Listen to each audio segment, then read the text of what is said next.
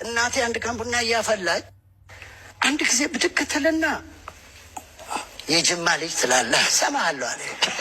የጉራጌ ልጅ ናት ትላለህ አለች። እሰማሃለሁ አለች። አንድ ጊዜ ብድግ ትልና ደግሞ የሀረር ደግሞ የሚል ነገር ሰምቻለሁ አለ። ልጅት ከሀረር ናት። አዎ ደግሞ ዝም ብዬ ስሰማ የጎጃም ጀግና በላይ ምናምን ብለህ ትዘፍናለህ አለች። ጥሩ ነው። እንደገና ደግሞ የወላይታ ምናምን ብለህ ደግሞ ስዘፍን ሰማሁ። እንደ ልጄ አንተ ምን አባት ሆናለህ ጎንደር ብለህ የዘፈንክ እንደሆን ብለህ አለችኝ። እትዬ ጎንደር የሚል ዘፈን ትፈልጊያለሽ? አዎ። አሁን እንግዲህ እኔ ኢትዮጵያ ማለቴን ነበር የማውቀው። አሁን ዘርዝረሽ ሁሉ ይኸው እንግዲህ የኢትዮጵያ ውበት እነዚህ ናቸው ብዬ ስለ እያንዳንዱ ነገር ዘፍኛለሁ። ለጎንደር የመጨረሻ ቆንጆ ዘፈን ለጎንደር እንድዘፍን የምትፈልጊ ከሆነ ግጥም ልጻፍ አልኩና ኃይለኛ ግጥም ነው የጻፍኩት። በእውነት ነው የምላችሁ፣ ጥሩ ግጥም ነው።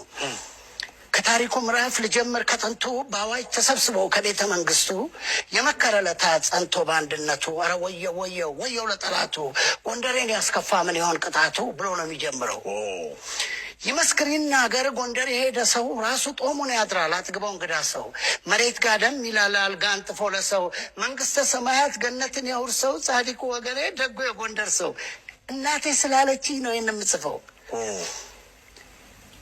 ካላሉት በሞቴ መች ቀምሳል ራት ሆዱን ከማስገመት ጦም ያድራል በኩራት ታቦት አስከባሪው ነዋዬ ቅድሳት ይጸልያል ሀገር ለሰላም በጽናት በጀግንነቱ ላይ ማተቡ ክብሩ ናት። እንግዲህ ተመልከት፣ እንዲህ አይነት ግጥም ጽፌ ይኸውልሽ ብዬ አነበብኩላት። ምንም አይል ጥሩ ነው፣ ጥሩ ጽፋል፣ ሞክራል፣ እንደው ደህና ነው። እንዴ እትዬ ነው የምላት። እትዬ አንቺ ግጥም ታውቂያለሽ እንዴ? አንተ እናት ሆኜ እንዴት አላውቅም? አሁንም ትንሽ አሻሽለው አለች።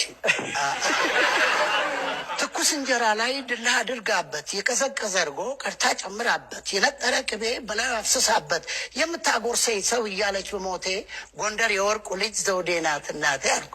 አሁን ጽፋ